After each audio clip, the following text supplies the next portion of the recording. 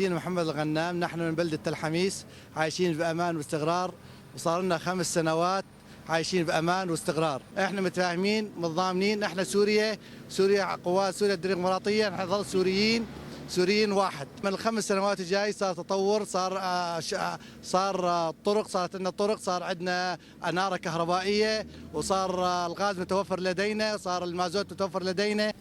محمد حسين محمد، بلقيس الشرقية. وضع الحميس ممتاز والأمان مستقر فيها، ووضعها جيد جدا وكل شيء متوفر بيها وما ينقصنا شيء بتلحميس.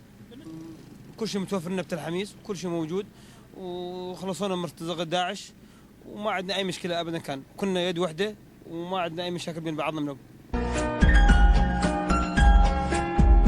أنا صلاح الزيدان، مواطن من مواطنين تل حميس.